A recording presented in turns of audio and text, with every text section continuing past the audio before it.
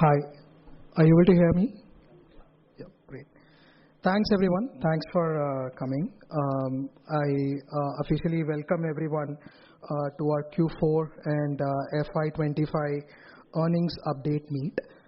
This is the first time actually we are meeting in person post-COVID, so it's good to see everyone live and have a face-to-face meeting. And at the outset, I would like to thank everyone for participating in the event. So maybe I'll quickly start with to break the ice, a video of ours, a recent marketing effort of ours, and then I'll hand it over to Amit for the business discussion.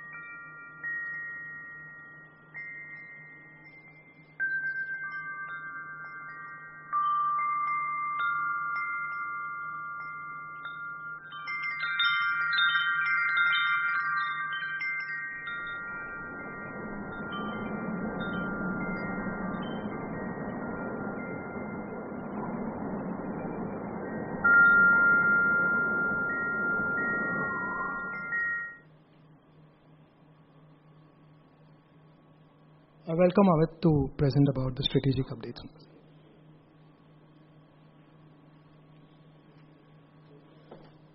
This is the cursor to move the slide.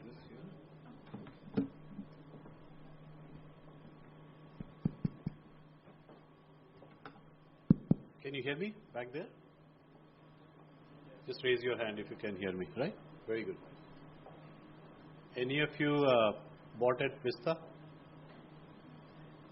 No, I think Sriram bought, so at least he bought in phase 1.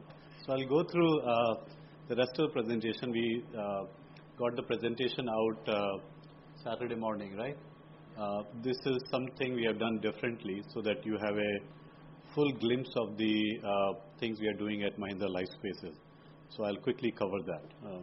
And then we'll have a Q&A. And I'll ask Avinash for you to come and share a little bit more about the financials very quickly, and then we'll have the Q&A. Maybe I'll use this mic is working. I can use this, right? Yeah. I think this slide should be familiar to many of you. We had a variant of this slide about our ambition to really be meaningful in the residential space and also capitalize on the IC business. So in essence, a strong, bold mission to build our business to a relevant 8 to 10,000 crore in pre-sales, which will require us to build something like 45,000 crores of GDV. And it's built on 6 building blocks. First is the choices that we make on our portfolio. Some of them are listed in terms of cities, in terms of segments, in terms of exiting affordable segment or sunsetting that part. BD has been an area of focus for us. So that's something we really need to make sure we get the flow of the deals to pick and choose the right one that makes sense for us. Focus on the customer experience, right from pre-purchase to waiting to possession. Project execution, getting the first time right mentality there. IC and IC, as you know, there is a huge amount of land parcel that we have. We're not investing to acquire new locations, but we have to monetize and bring to market what we already have. And then finally, something that I'm really passionate about is when we run the business, it needs to be done in a very thoughtful, robust, financially sound way, in terms of IRRs, in terms of how we deliver on the timelines, and how do we measure our capital allocation. So those are the 6 building blocks of our strategy. And to do a little bit of clarity in terms of strategic choices, the first and foremost was cities. It's a tough decision for us to focus on just 3 cities, but I think I've spoken to many of you why not NCR, even though we have a very marquee project that's going on in NCR. It's not that we will not go back to NCR, but we feel that the depth in markets is more important than the breadth of portfolio that we have. What that meant is we have exited Nagpur, we were in Hyderabad, which we have exited. In NCR, for the time being, we will pull back in terms of new project till we attain a threshold market share in the 3 key markets, Mumbai, Pune and Bangalore. We have focused on premium. Premium defined as more than 1 crore to 10 crores. In NCR and Mumbai, that's 10 crore market is a threshold for luxury. But in other markets like Mumbai and in Pune and Bangalore, 1 to 5 crores is mid-premium and premium. So that's what we want to focus on. Affordable hasn't done well for us, and that's something we want to sunset over a period of time. We have to fulfill our customer commitments, which will do that over a period of time. You see the product sizes. I think we are really focusing on sizable project. A key example was the Bhandup deal that we did. It was one of the largest, and many of us really were worried, can we do this kind of a deal, and then can we actually execute on the deal? So at least we've done the first part. Not only us, but our competitors were also quite surprised that we could do such a deal. It took us 19 months to close that, but finally we are able to get something like this in our bag.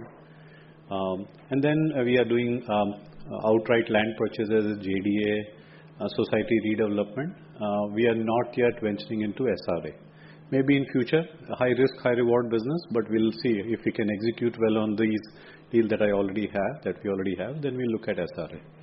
And deprioritize for now, as you saw, SRA, affordable, pure commercial, retailer, malls for the time being. Those are the guardrails that we have for us to build the business. To build a business, you need to have a strong track record.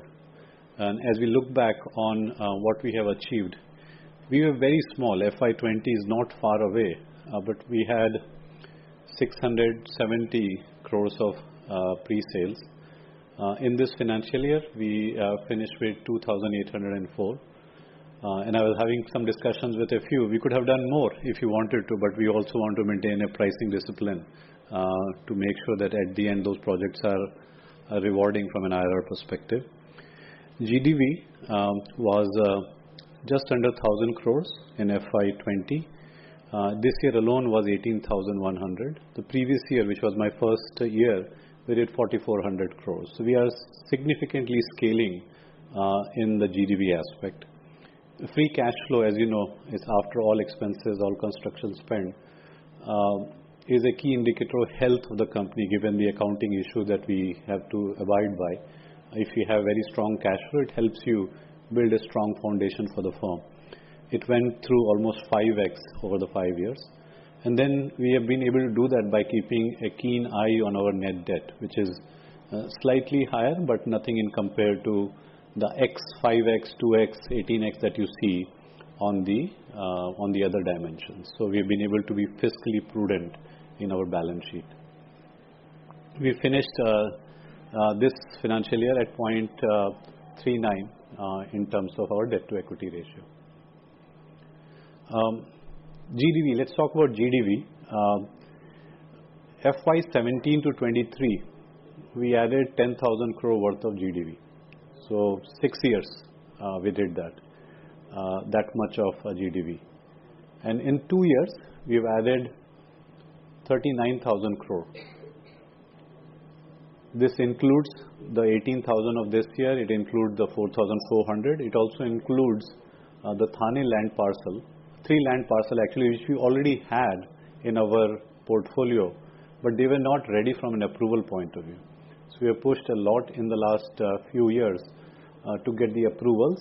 And in case of Thane, which is very large, 7,500, there are 3 kinds of approvals needed. First one was 63-1 exit, which is achieved.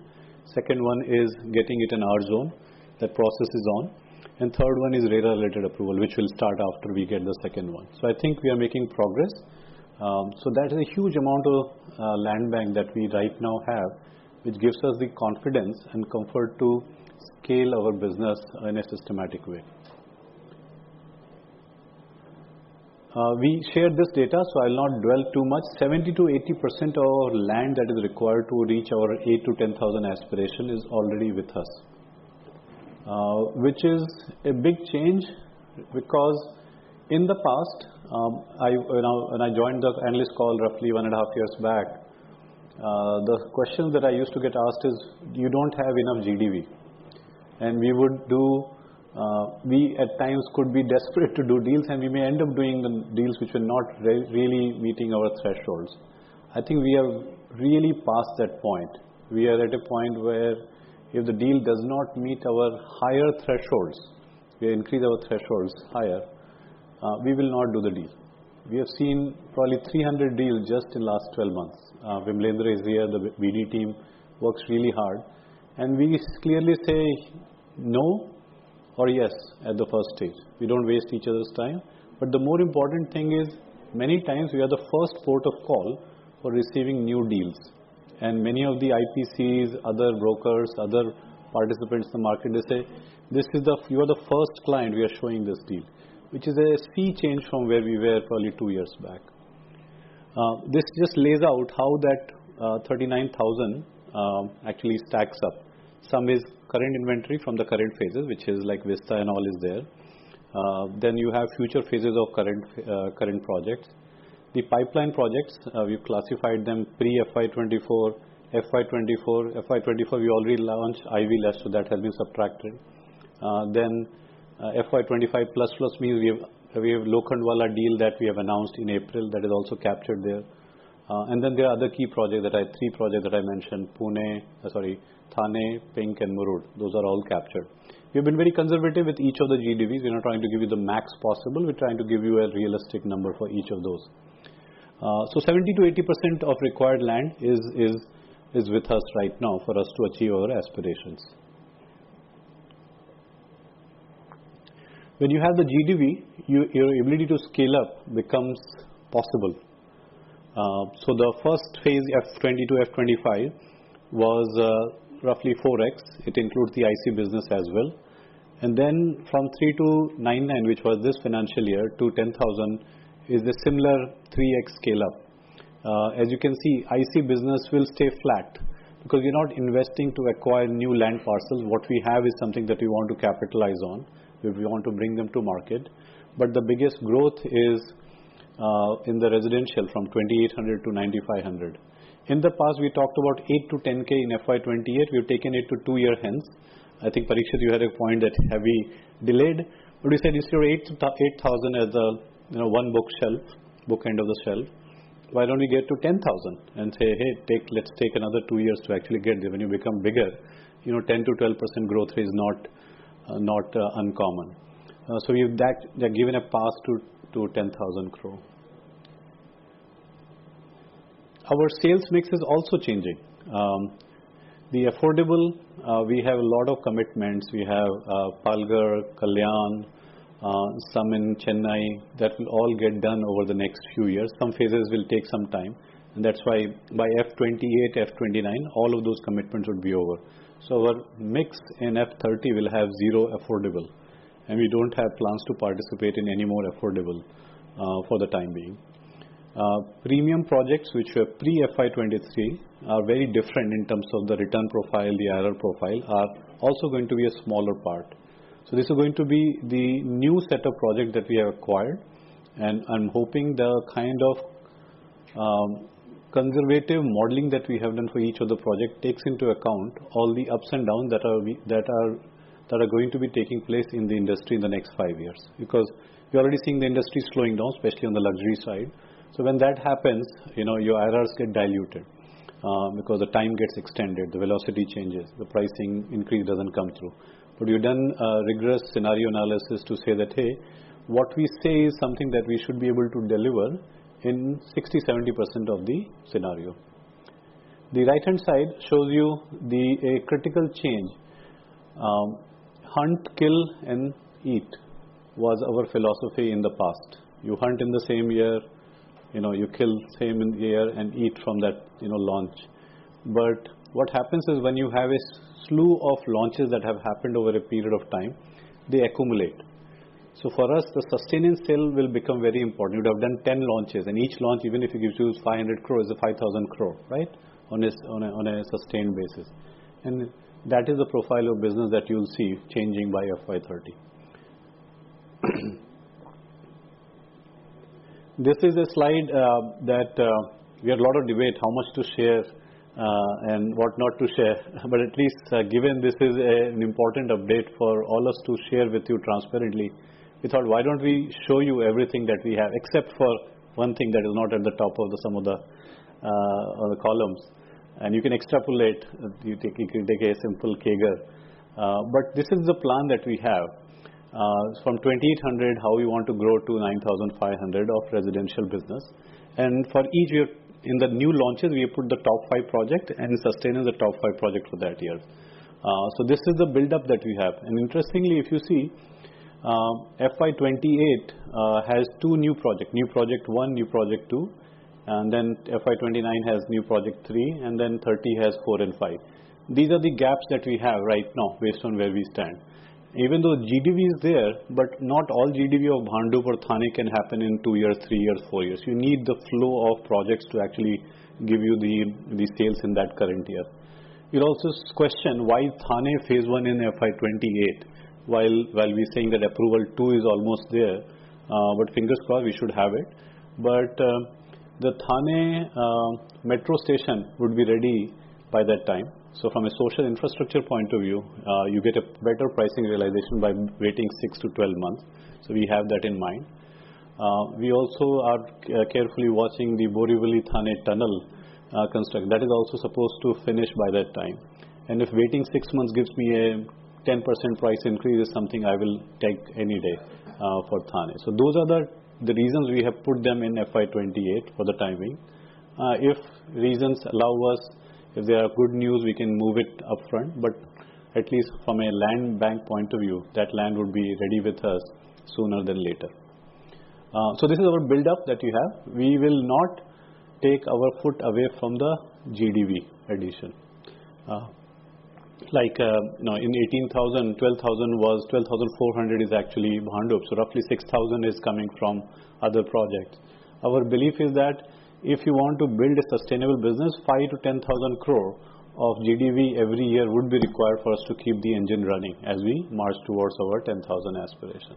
In fact, internally, we've been talking about 1 lakh crore, 1,10,000 crore of GDV that we need to be thinking, because we have to think beyond FY30. We have to think about 35 and 40. And this is a business, once you lock in your land parcel, it allows you to actually benefit from it over a long period of time. And I've seen that some of our peers have done really well.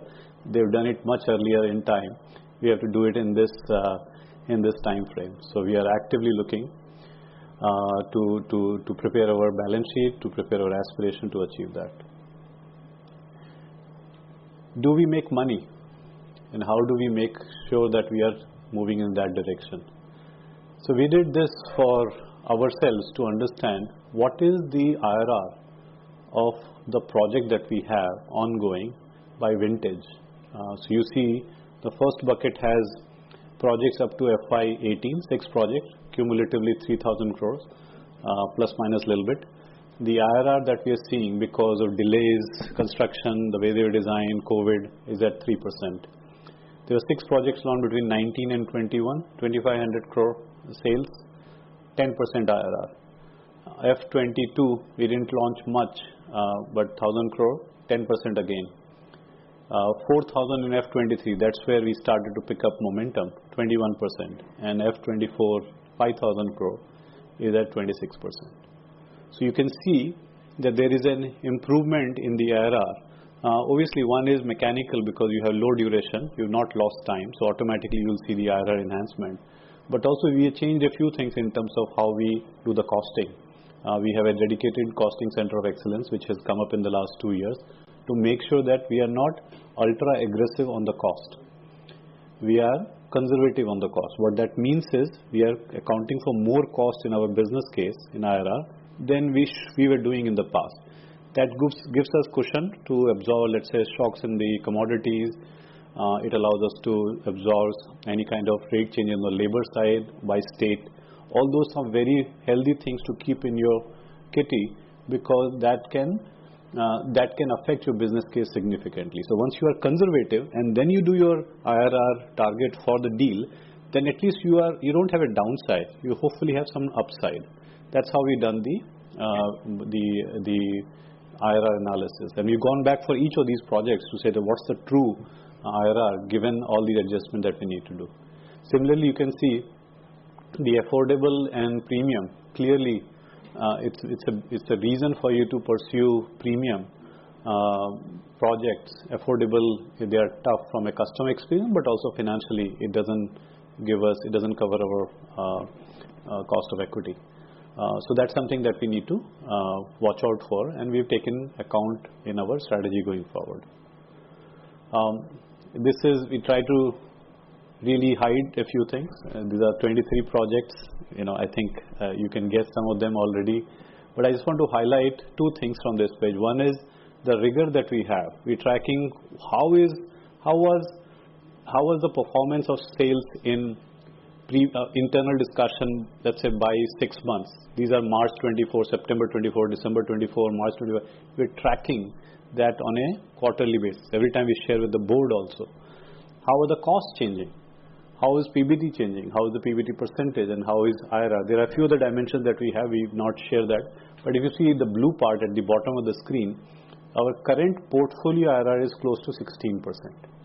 So including the 3% and including the 26%, if you were to take a snapshot of all our projects, that's 16%, which is healthy, right? Which is healthy, but it has to get healthier for us to absorb the cyclicality of this industry, and that's where we are moving in our efforts, in our project execution. I think this slide is a little bit work in progress. It has the total operating cash flow net of all expenses that will generate from the project, but it has 3 projects which are missing: Thane, Pink, Jaipur, and Murud. And we were just doing back of the envelope that 10,550 will become 13,000 if we were to bring all of them to market in the stipulated time frame.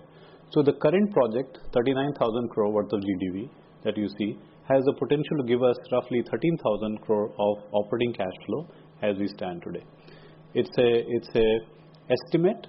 Estimates will change based on the pricing, velocity, not velocity as much, but if you look at selling more at a lower price versus delaying it, it has an impact on your sales, as well as the costing. Costing has been redone for most of the project, but there are changes that happen in the industry, approvals, TDRs, and many other things. IC business, not to be forgotten. If you've seen our financials, IC is a big contributor for our profitability, right? And it will continue to play that role. The land was acquired 20 years back, 15 years back. That's giving us the results. We also have marquee partnership. Jaipur is with the Rajasthan government. Chennai is with Tamil Nadu government. Origins 1 and 2 is with Sumitomo. Origins Pune is completely with us right now, and Origins Ahmedabad is with IFC. Pune is something that we are putting a lot of effort to bring contiguity and connectivity to make sure we are able to market it at the earliest. We had 63(1)A issue, which is already been resolved. Interestingly, this business, even if we don't acquire new locations, We call this strategy as EN strategy, existing land parcel, land location and new land parcels to address the contiguity, EN. We will put money behind it. We will not do NN, new location, new land parcels, we will not do anything. Despite that, the size that we have has the ability to give us 1500 crore worth of PAT, our share, because we have partners. So if you take out their share, we have the ability to get roughly 1500 crore. So that's the kind of potential that this business has. We want to make sure that that comes through sooner than later. But the more you wait on land, your profitability goes up. So you always have to balance lower price now versus wait a year or two and get slightly higher price. So that's the balancing act that we have in our IC business. Balance sheet, having the Mahindra legacy, we are always very conservative, right? The 0.34 to 0.39 is something that is one of the lowest in the industry. Many of our peers are very high. And as we go through with the rights issue, the immediate thing is we'll cut down this long-term debt as much as possible and keep a lot of money remaining for us to fund our growth aspiration. And if we need to go back to get debt, we will do that. All our GDA acquisition, if you've seen, are very capital efficient. JDA, society redevelopment, outright is a fair percentage, but that's something we have done consciously. And then finally, you saw the middle part of the video. I think we are doing a lot to pursue our customers aggressively. This premiumization journey that we are going through is something that resonates very well with our customers. And then our employees are quite excited. We have a new office. We have a culture of work hard, play hard. We had a cricket tournament recently, second time. More than 50% of our colleagues actually participated. So work hard, play hard culture starts from office but ends in the playground. So that's it from our side. Let me hand over to Avinash. Yeah.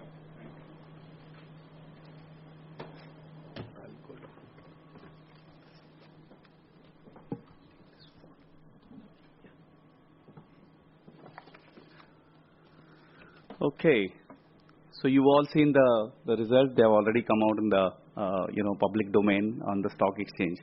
We thought we'll give you a sneak peek of how we look at our financials, because as you all know, the accounting guidelines that dictate the way accounts are cast for the real estate industry are very tricky. It doesn't really reflect what's kind of happening on the ground. So we thought we'll just give you a kind of small walk down, maybe just a couple of slides as to how we look at it, and then of course we'll leave it open for questions. So, sorry, that's the next one. Green, yeah. This one? Yeah. Okay. So I'll actually not dwell too much onto this slide. This is exactly as per how it is cast in Ind AS. It shows that the income from operations is about 372 crores versus 200 crores. It is following the completion contract method. It is not really reflecting exactly how things are going on the ground. What we've done, and this is the balance sheet, it shows a healthy net worth of about very close to 1900 crores.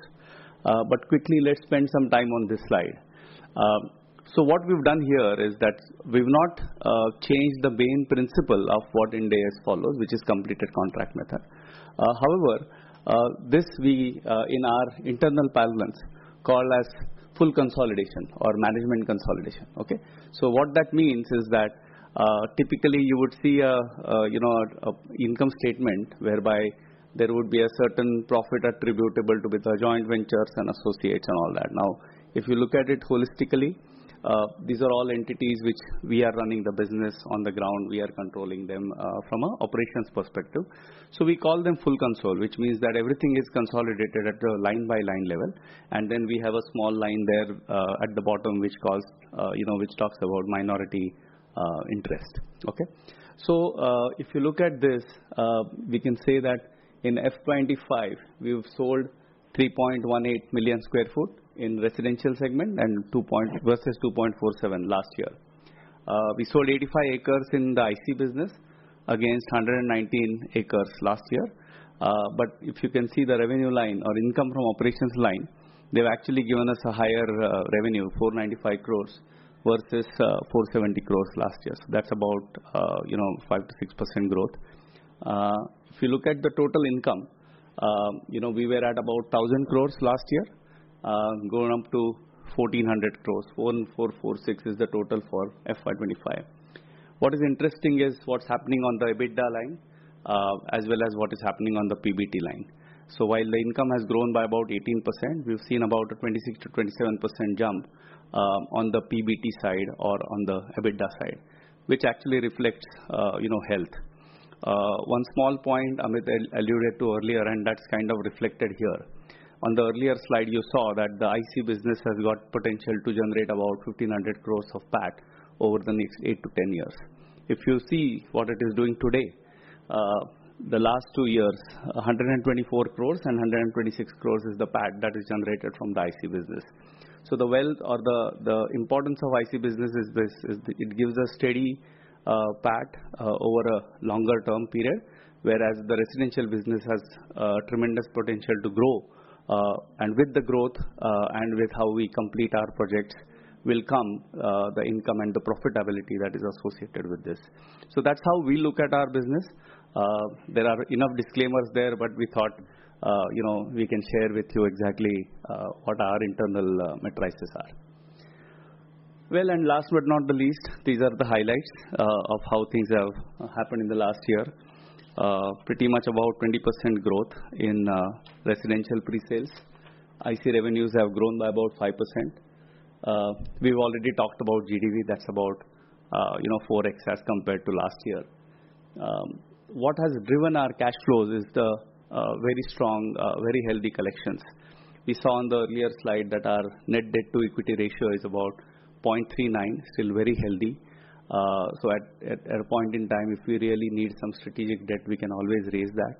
0.39 goes well with our overall guideline. We don't want to really over leverage, don't want to go beyond 0.6 or something like that. So that's how we've kept it under control.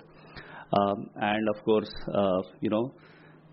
strong operating cash flows. The key highlight is that it's highest ever. 832 crores is what we have overall operating cash flows, mainly led by these residential collections, which has grown about 30%. Cost of debt has been well under control. We try to do maximum in terms of short term versus long term. Any commercial paper issuances, we get pretty good rates there. Overall, we've kept it under 9, and that helps our overall cost. So pretty much that's it from me. We'll leave it open for questions and then take it forward. Thank you.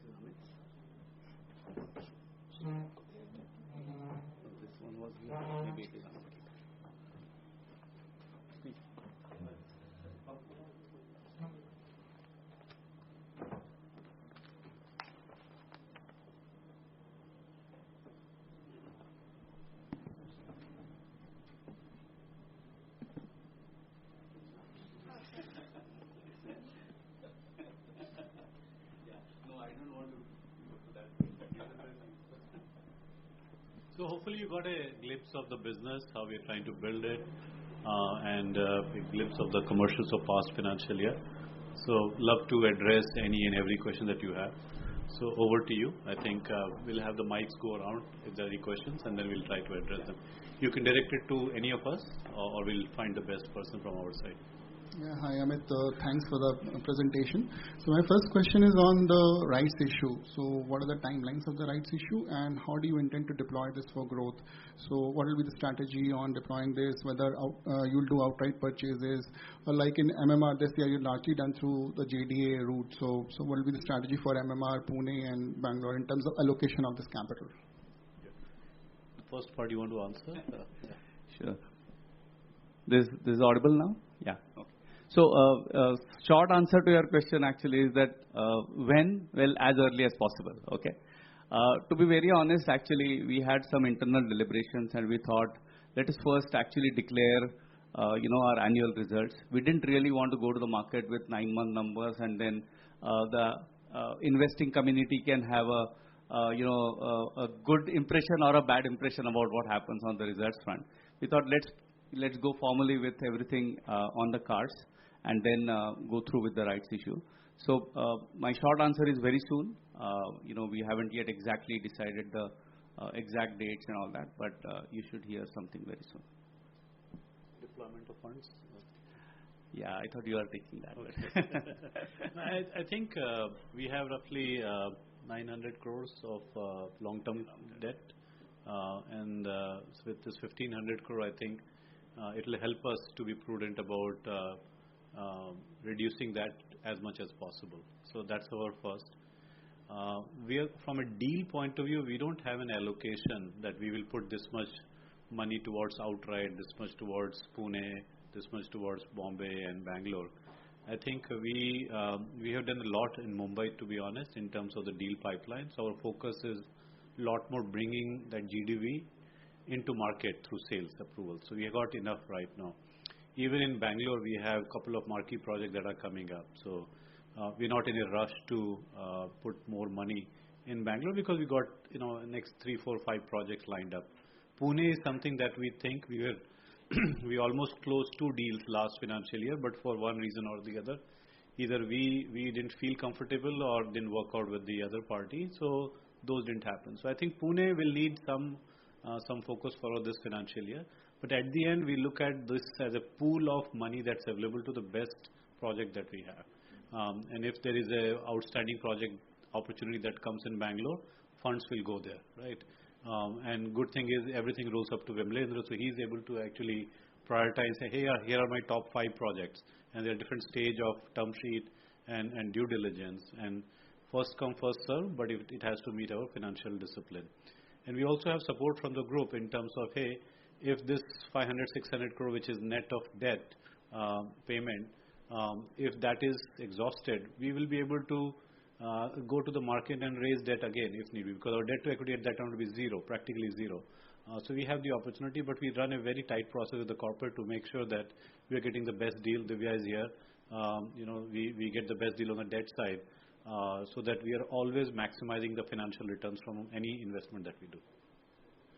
My second question is on the GDV addition. You have done phenomenally well last year and the year before that.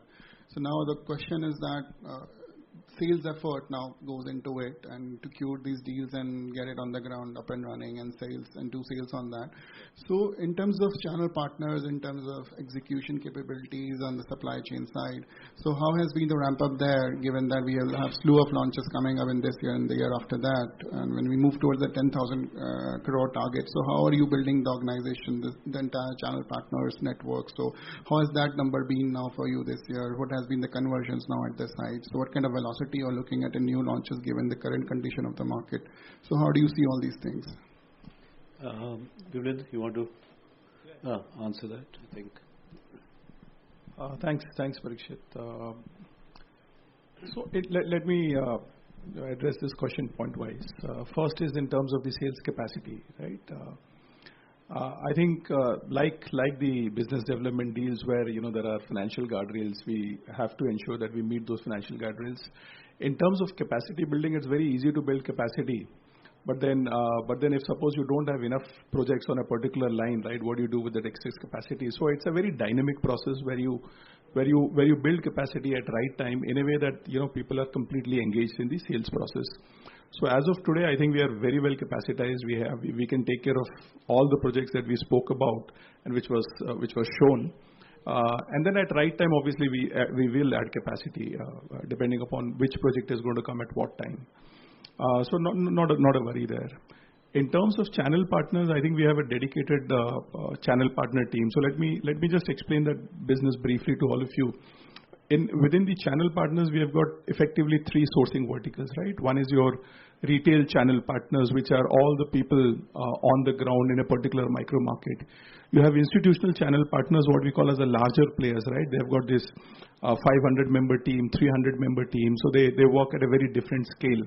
What we have also started last year is we've got something called the rest of India business, because the markets that we focus on, like Mumbai, Pune, and Bangalore, have people, say from NCR, people from Jaipur, people from Madhya Pradesh, who are also interested in investing in these cities for various reasons, right? So the third one is the rest of India model, or the channel partners model. Happy to share that, in terms of distribution, we are one of the biggest in all the cities that we are operating in. We have a very dedicated channel partner team across these 3 sourcing verticals. It's effectively like a wealth management or a private banking model where you have X number of customers allocated to a particular relationship manager, and that relationship manager has to nurture that relationship. And the objective being, hey, if a channel partner has a customer, he should think about Mahindra Lifespaces because his relationship has been effectively managed by this particular person. I guess that's where you need to have that share of mind, which is very important. That's how we are approaching this in a very meticulous way. And we are happy where we are. We have, I'll not get into the number, but a significant number of channel partners who are already empaneled with us. And the engagement is round the clock with them. And on the execution side, supply chain, construction teams and the capacities there, moving to reputed contractors, focus on quality. So how are we tackling this? Because this has been one of the major issues in the sector. Yeah. No, that's a great question. I think there are 2 parts. Internally, how we're scaling up, and then externally, how we are thinking of the right partners. On the internal side, we have significantly enhanced our procurement and contracts team. We've hired somebody from another very respected individual who had done well, and then he rebuilt the team. I think the key part in our procurement contracts is how do you actually have enough control, cost focus, but also have agility. Because cost will allow you to bring negotiation, etc., to bring your cost down. But if you're not agile, you lose time and it affects your IRR, because we used to take 6 months to award a contract. So what we're trying to do is build that system as well as mindset in our procurement and contracts team, working with Sudarshan, who's sitting here, to make sure that his needs at the site are very well addressed. So that kind of internal capability building is happening. Procurement is one key area.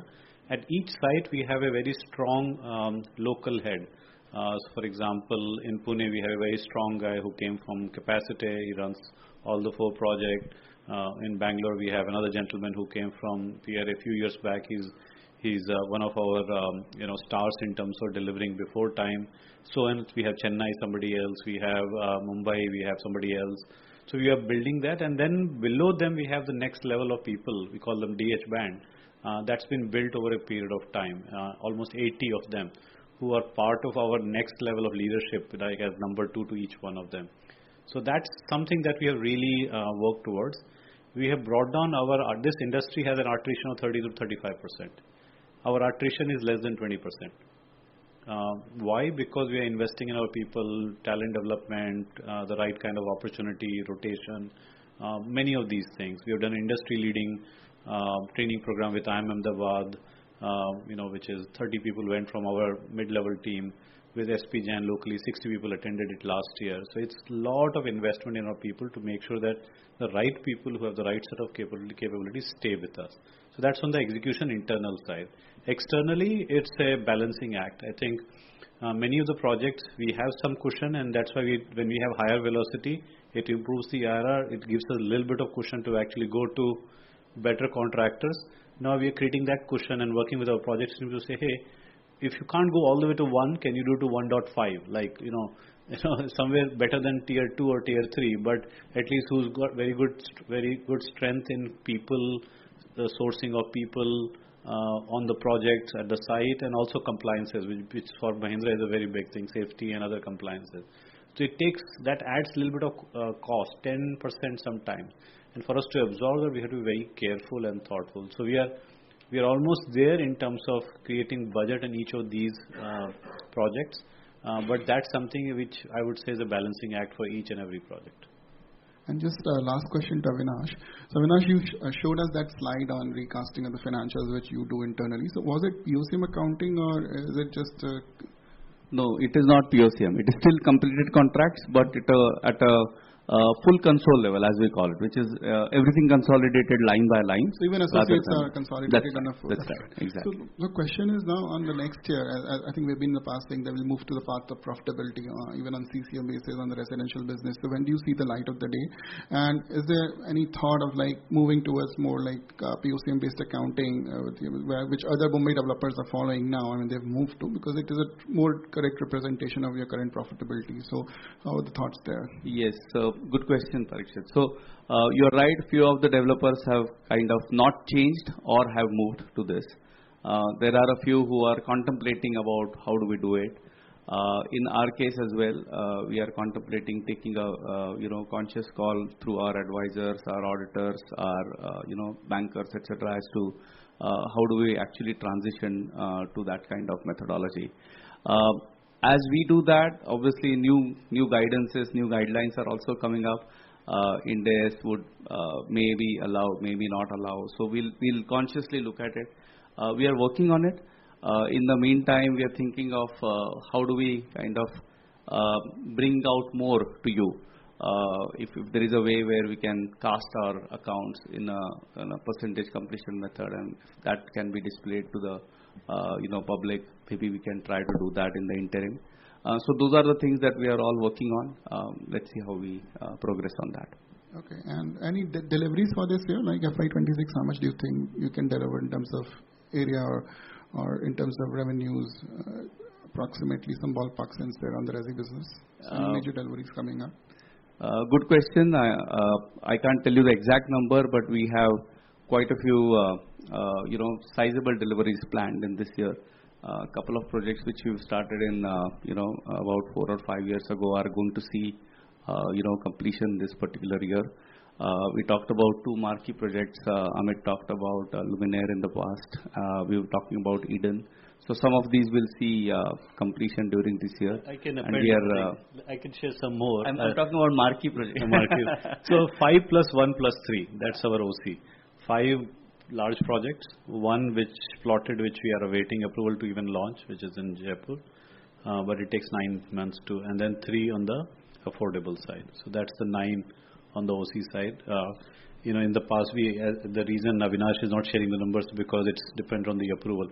We can do our job well, but as you know, this industry has some challenges.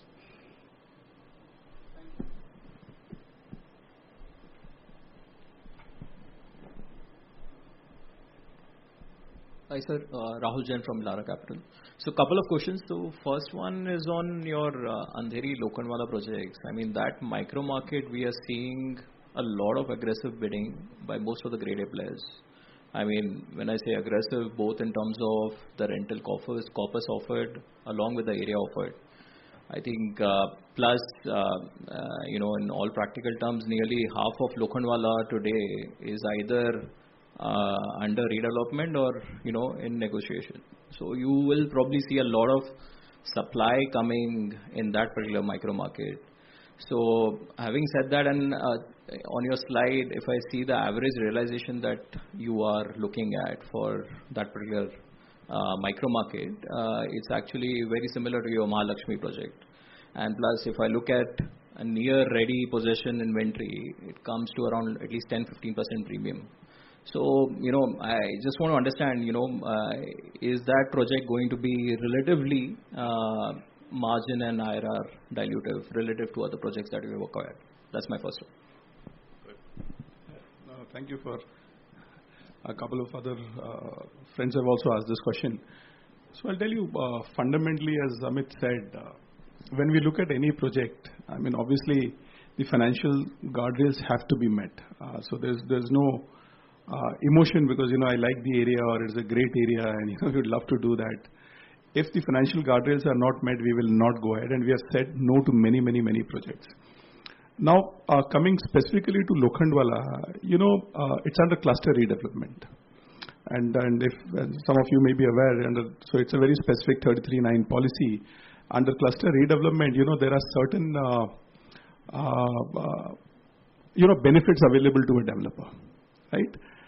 Now, within the financial guardrails, some developers may choose to pass on those benefits to the residents. Some may not choose to pass the benefits to the residents. I'll give you just one example so that there is abundant clarity on this topic. If you're doing a cluster redevelopment which is more than 10,000 square meters, there's a certain FSI which comes by default. It's not dependent on an individual approval, but it is a part of the policy itself, right?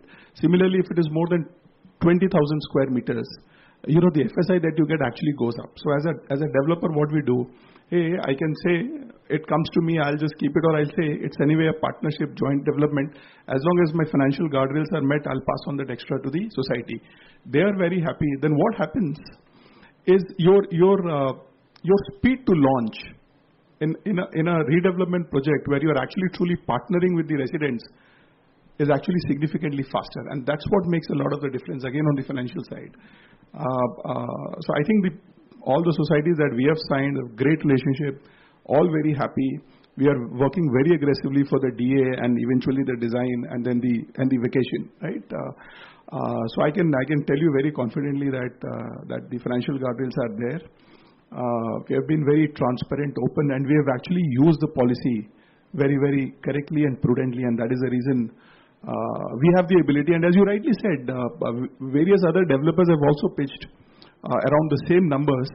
But I guess that's where a brand also plays out. That's where the relationship with the society also plays out. Practically every weekend, many a times myself and the teams are there with the society members, talking to them and getting this home.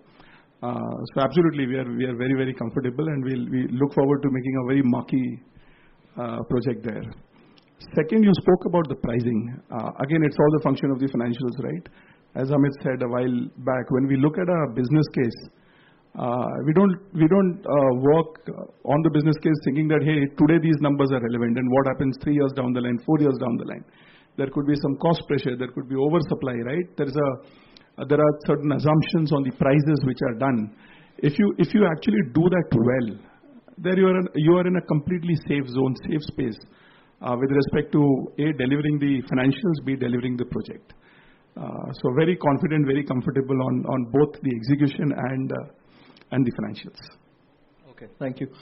Sir, and second one on Bhandup, it's a very sizable project. So essentially, what is the base case scenario that you're looking at in terms of monetization?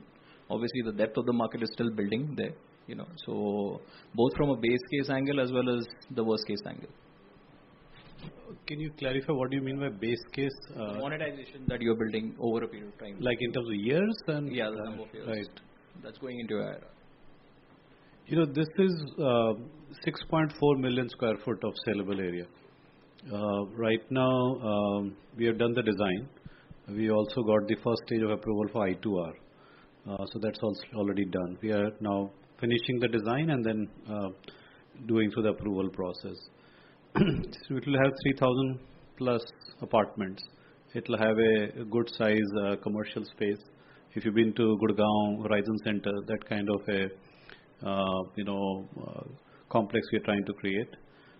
It will be, as our CMO, Chief Marketing Officer, is the urban forest, a marquee club, amazing set of facilities, retail.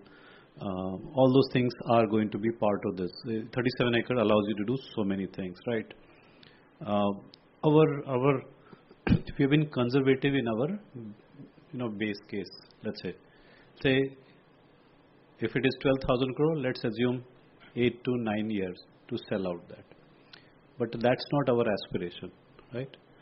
Construction could be a few years longer because the last phase will take some more time. I think we will maximize IRR. Given it's with a partner, we will look at the best interest of both the partners. For our partner, the cash is very important, right? They will want to maximize the cash. For us, cash plus IRR is important. So we will do the right thing in terms of adjusting the velocity price point. But at the end, this allows us to create a very successful marquee project which will have a premiumness attached to it. And I think the base case is the starting point for financial, but in real world we'll adjust the business conditions. Got it. Thank you.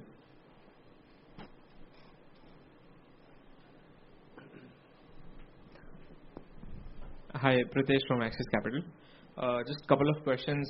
First, continuing on Bhandup. So, in general, as per your assessment, what's the market size there, or by going there, are we going to create a whole new market for that ecosystem, and gain some share out of the neighboring markets around that?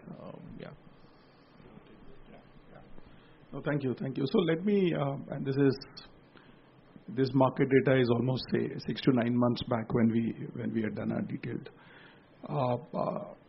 Bhandup as a micro market plus the fringes of Mulund, because it is also a captive market. On an average yearly numbers, they actually sell 5,000 units a year. Right? So that gives you a sense of how large the market is. Right? That's one. A lot of the development has happened towards, say, the Powai side, and they have happened towards the Mulund side. Right? So Bhandup, to that extent, frankly, has not really seen a spurt in development. Now, this particular location that we have, and I'll encourage you if you get time to go and see, there's Bhandup station right behind. There's a metro station right on the road. And this is one of the best locations, one of the last piece of land which is so large. And what we can deliver there is amazing. What we will be delivering there is quite amazing, right? So with respect to market, with respect to the absorption, we are absolutely not worried there. It is also a function of what kind of product you are bringing, because it's more like there will be commercial, there will be retail, there are residential. Plus, the best is the connectivity. Whether you want to take metro or you want to take a auto or a cab or a local train, I think you are there. One more thing, since it is in the public domain, the east-west connectivity is actually next to our plot. If you have to take from the highway, if you have to go towards the LBS road, right? Today, there's a BMC has already started constructing, because we have handed over that land. They've already started constructing the flyover. So by the time, our phase is ready, the flyover will be ready. Phase 1 is ready. So that will further add to that particular location. So all in all, it's going to be a great story there. Sure. Sounds interesting. Second, on, we have already transitioned from a journey of being an affordable player to mid-income, largely now getting into premium, locations like Lokhandwala, Mahalakshmi. For us, what in general changes? Still focusing on product, and that will naturally drive the customers to us, or we have to do something different to call us as a premium brand? Yeah, it's a great question, and I think it's not an easy one. Let me just tell you, because many times I've been called the CEO of Mahindra Affordable Housing by people that don't know, right? And those who know Mahindra very well. So and I keep reminding them. Even today, I had given an interview. They were saying Mahindra Life Sciences. So I think we have to do a better job of getting our brand understood, right? And that's why I think we have Abhimanyu sitting at the back chair. He's our Chief Marketing Officer. He spent how many years at the corporate, Abhimanyu? 3 years, right? He helped Mahindra create the brand that exists, especially on the auto side, right? The perception that we have. And we got him specially to Mahindra Lifespaces to make sure that we create a significant amount of brand appeal, which is in line with the Mahindra brand image, right? As you can see, Mahindra, if you look at Mahindra, is known for SUVs, right? Not for small cars, not for luxury cars. And I'm sure we have tried both. We even tried two-wheelers, right? And it has not been very successful. Two-wheeler and small cars are like affordable, right? Small ticket size, different kind of customer segment. Luxury is a very different customer segment. So I think we have to do a lot to first change the brand perception. And I think you saw the video at the start. I think we're trying to be a little bit cool, a little bit different, to create that brand appeal. So that's the first part that we are doing. The second part is our overall customer experience, right? When you come from when you deal with an affordable customer segment versus a premium customer segment, the kind of touch point, the kind of the way you interact with them, they all needs a lot of training. Even the collateral, even the gifts that you give changes significantly, right? The role of technology becomes extremely important. So Vimalendra has been driving that, right? The kind of salespeople, how they dress, how they interact, what kind of script they have, and there is outbound call center. I think I would not say we have arrived at that, but we have some time, right? We have some time, and I've seen tremendous response to Vista. We changed before we launched Vista, we completely changed that project. There were no 4 BHKs in Vista. Unfortunately, Supreme Court had this RG issue. We had 6 months. So we actually changed the design and got 4 BHK, up-spec'd our clubhouse and everything. And then we taught our teams to how to sell this to the right customer segment. It's a work in progress. We will get there, right? It's a 25,000, 27,000. Lokhandwala and Mahalakshmi is 50,000 product, right? We will actually get there as soon as those products are ready. And third part is the quality of delivery, right? The finishing, finishing is extremely important, right? If you look at the kind of specs that we provide in our project, I was at Pune when I said, okay, we have the concrete blocks, right? I said, show me how much strength it can. So it is an M30 block. So you put pressure on that and it breaks beyond a point. And so it should have stopped at 30, but we made it so strong it was 44. Right? That means the quality of cement and steel and concrete and everything that went into it is 50% stronger than what is supposed to be there. So it's very safe, very comfortable, but by the time you do all these things, you may not have enough money left for tiles and replacing those cracks in the marble, right? And that's why you have to balance, like what is visible to the customer that creates a feeling of a up-spec product. And I think that's why we're doing very well now in terms of budgeting for it and making sure it gets delivered and solved for the customer. So those are the 3 things we're trying to do to shift from an affordable to a more premium experience for our customers. Sure. And just one last on the IRRs. I think it's good to see those IRRs scaling up now. In general, how much does it translate into EBITDA margins or cash flow margins? Because I mean, as an analyst, how can we track that progress that hey, we are going right on that path? So what should we be tracking to understand that we are on that right path of improving IRRs and improving margins? This is one of the toughest problems that we have, right? Because of this accounting. So let me have Avinash take a crack, and if I need to step in, I will do. Avinash.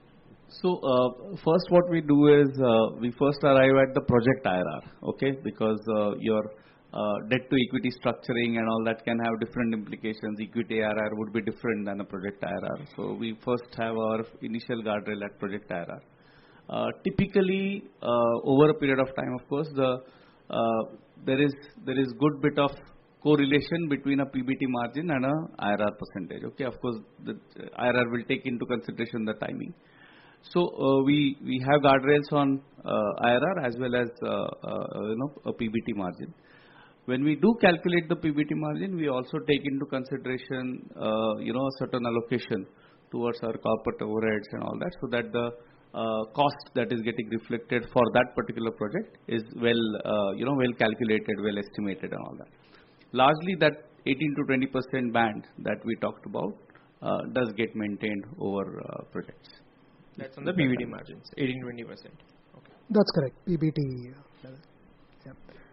Maybe we'll take one or two questions, Amit, from the online part. Sure.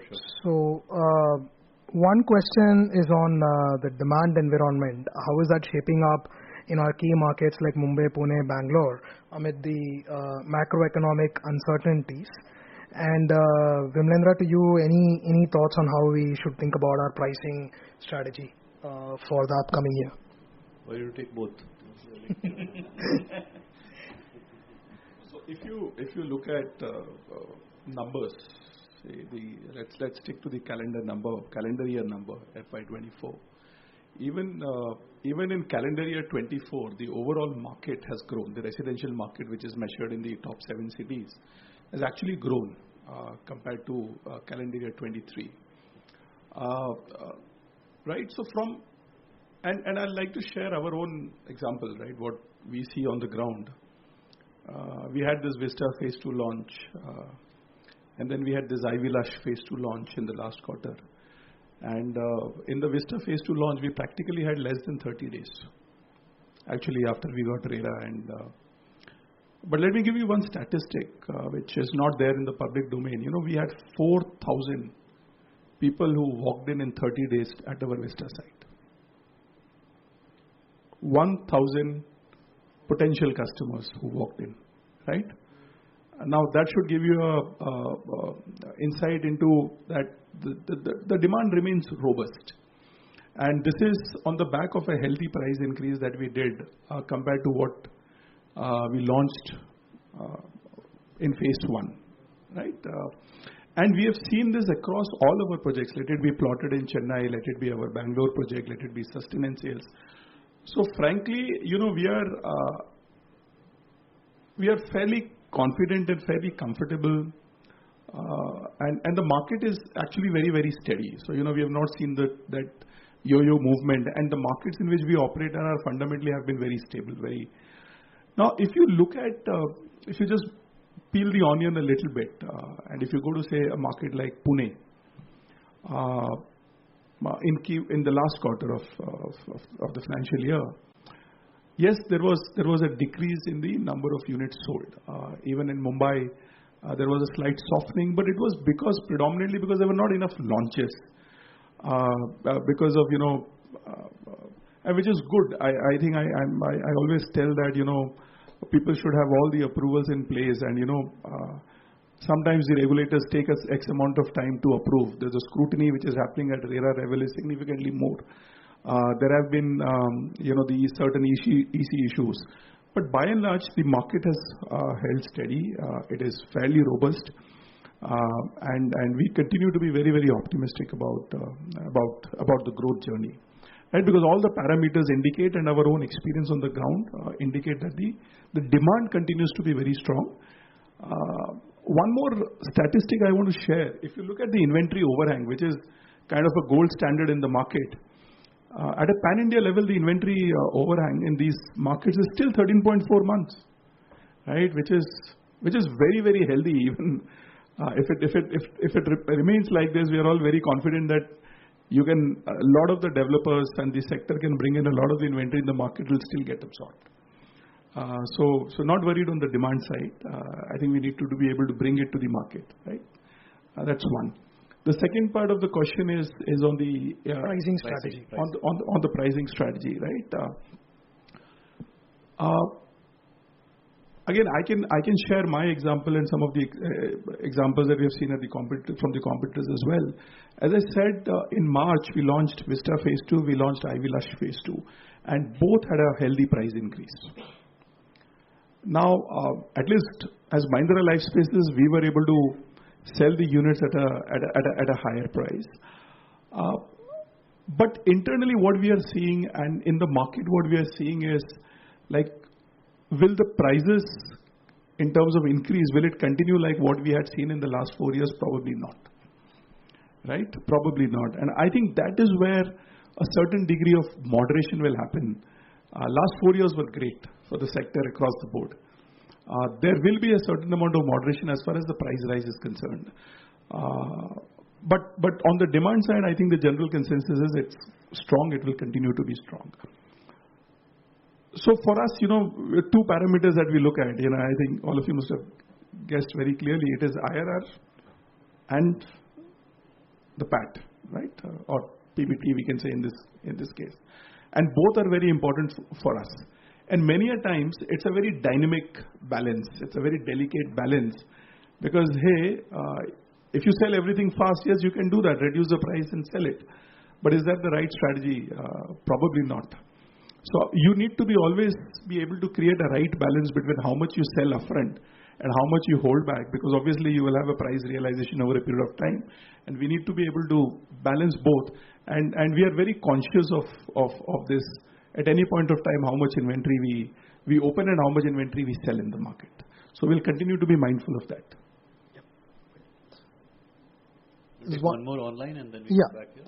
One more question. There are a few questions bunched up primarily on launches. One on New Haven, update on how that is progressing, and on Thane and Bandup. Bandup, I think we talked about. We can just. Thane also we have spoken about, but on New Haven's a project which it's in Bangalore, adjacent to our existing project. A small one if you look at the overall size, but happy to share that we have sold very well. I have a CFO, so he can tell the numbers if he allows me, but we have sold very, very well, and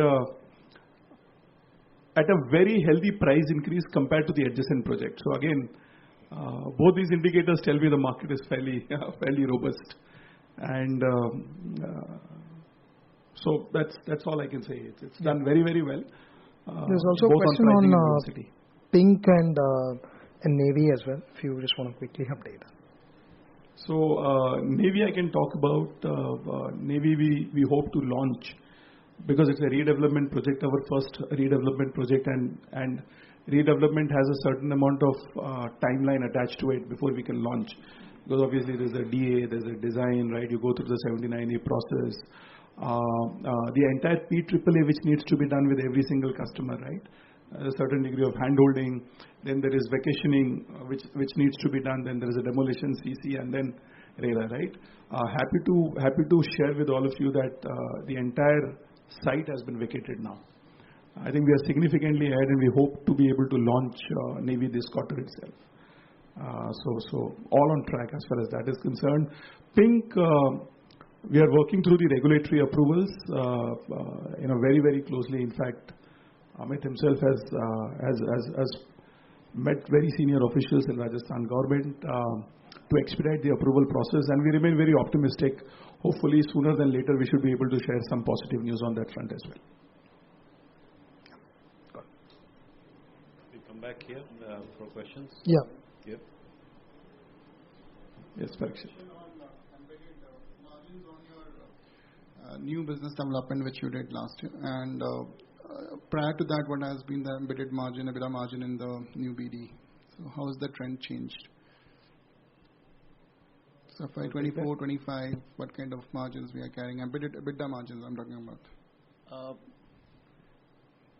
So I'll answer it this way, Parikshit. So one, in the past, we had some guardrails. What we did is a kind of, I wouldn't use the word revamp, but we understood the elements which we are either over budgeting, overestimating on things like that, and tried to tone that down so that our guardrails process and the process of estimation of those costs remains better off or healthier, so that we have enough cushion or enough buffer.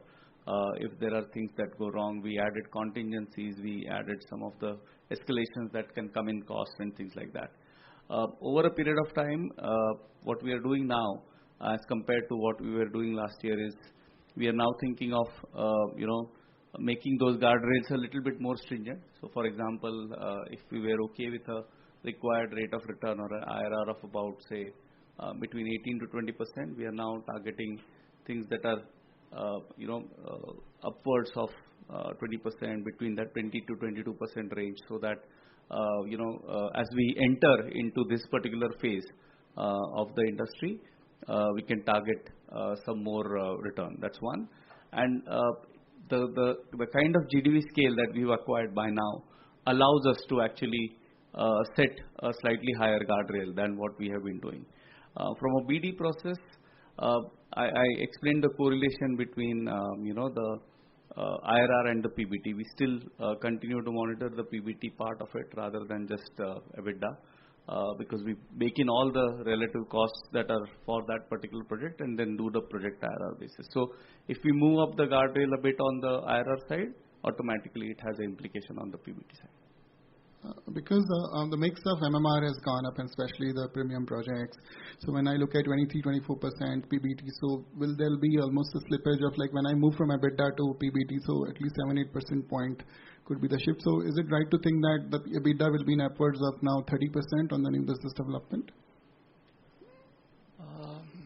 No, just purely based on the mix. I'm not understanding the question exactly. Just because the mix may change, I don't think it will have an implication on dilution of EBITDA. So it is not mix linked. Let me put it that way. It is not even the type of the deal linked, meaning it's just because whether higher number of society redevelopment vis-a-vis outright, it's not linked to that as well. Each project is, on its own merit evaluated and then brought into the market. But will you put any number on EBITDA, embedded EBITDA margins on this? 18,000 crores of pre-sales, or even removing Bhandup, if I have to say 6,000-7,000 crores, is it right to assume that like your peers are reporting almost 30-35% embedded EBITDA margins when these sales will get recognized as of current cost prices and with some escalation built in? So do you think that when you reach to that 23% PBT, so will that 30% hold, or will the EBITDA margin? No, not 30%. Let me try to answer. I think we have struggled with making this comparison or analysis, and here is the reason why. In the project, you have IRR and PBT. At a company level, you have EBITDA. The reason is because you have three components of a cost, which is payroll cost, which is not inventorized. You have other non-payroll costs like consulting, due diligence, etc. And then you have sales and marketing, right? These are the three costs which are below the line. Gross margins minus these three give you EBITDA, right? And then you have interest and depreciation, then you get to PBT and PAT, etc. But you can't do this because in the project accounting, as you do IRR, you don't have these three components captured. What we do to make it more actual is in the IRR part saying that, hey, this is the gross margin minus the corporate allocation, which are surrogate for these three components. We are right now at between 80 rupees per square foot per year to 100 rupees per square foot per year. We load those costs and then we calculate our PBT, right? Because then it gives me a good understanding of whether the profit of the project is going to cover the overhead that we are going to have. But the real accounting for that year, you can't project the F29, F30 when the the project completion will happen. And that's the problem with EBITDA, because EBITDA is a very different way of looking at it. And the project IRRs are very confusing. They don't reconcile together. So what we do is just to create a management reporting. What we have done is take a project like Vista, run it from day when we acquire the land and when we finish the project and get out of the project. Do the cash flows. At the end, if IRR is 20%, the ROE should be close to that, right? And that comes only after 10 years. If you don't do any more investment on any other project which is for the future. So very difficult because it's Ind AS accounting. So we track IRR very tightly, which has a corporate overhead, which is surrogate for EBITDA. And our PBT is roughly 19 to 20%, right? Even though Mumbai project should have a higher, but the approval costs are very high, the land prices, the expectations are very high. So everybody prices that, saying that you don't get the kind of 30% that at least we have not seen 30% kind of project. There are certain projects we have seen very high IRRs, but those are smaller projects potentially in, let's say, Bangalore, sometimes in Pune. But Bombay is so competitive. If you can get 20%, I will take it any day. Is that? And you saw from the previous chart, our affordable was 9%, right? Our premium was 18%, right? So 18 could go 19, 20 for a specific project. So that's how we look at the IRR surrogate for EBITDA. So one chart you have given in the presentation where we can extrapolate it. So that number comes to like FY26 is about 3,800 crores and then 6,000 for FY27. So is it the number? I was warned that you'll ask this question. What's your short-term guidance, right? Actually, you know us, we've never given, because I wish I can predict when the approvals will come, right? And as we saw in the past financial year, if we had approvals, I would have been much higher than what we are at. Right. Everything is ready. Half the work is also done for Project Pink, for example, and even for New Haven. It could have come easily last financial year. We're just waiting. E-Khata issue, BBMP issue, this issue, that issue. There were 2 months, nothing happened. 3 months, nothing happened. So we have not. But I think for your modeling and, you just take 2804 to 95, put a straight line and say this is what it is.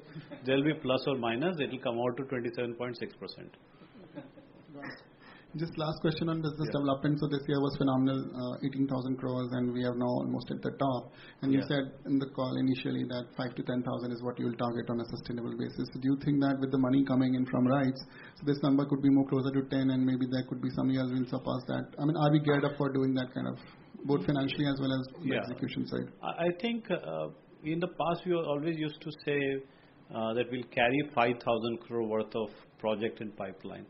We right now carry 25 to 30,000 crore worth of project in our pipeline in different stage 1, stage 2, stage 3. Stage 4 is when a final document has happened. We can easily do more deals if the deals are attractive. There is good news is, given the little bit of track record we have now, I'll say little bit because we have to deliver these projects. I think corporate is very supportive, saying that you guys fight externally. If you need funds, come to us. Right? Fund is not going to be concerned as long as we continue to execute. So from that point of view, if there is a good deal which is 5,000 crore, 10,000 crore, if it needs that special attention, we will get that. And many of those deals don't require too much capital because they are typically JDA or some kind of revenue share or some kind of society redevelopment. So we're always looking for capital efficient. What goes away is the time part.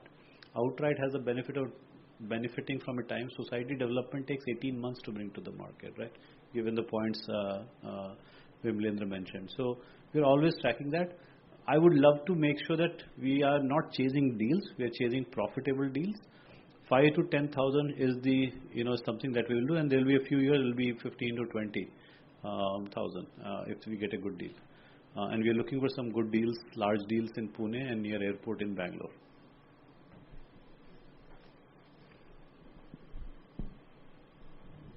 Question behind, I think. Question behind.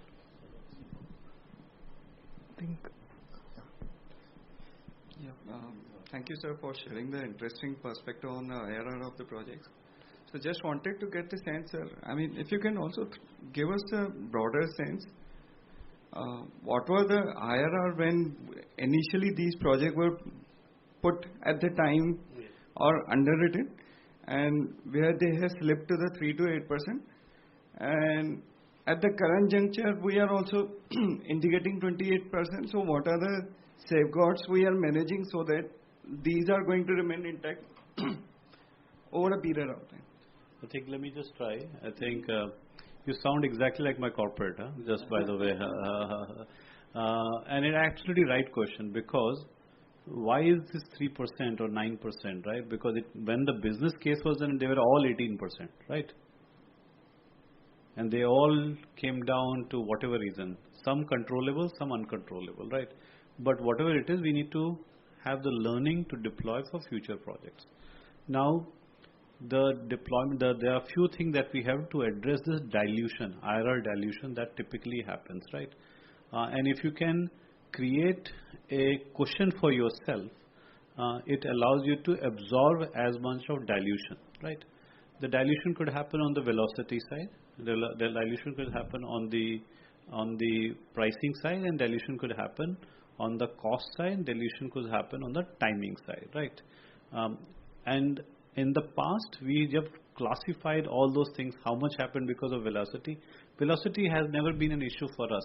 Let me just Mahindra projects, even in the bad before COVID, when the market was low, we sell 30 to 40% in 90 days.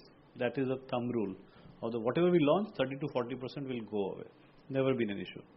Pricing was an issue for affordable segment. Never was an issue for us for the premium segment. So we've been very careful about how to model pricing, look at micro market. I think the question about Bhandup was asked, how big is the market? What's the equal inventory right now?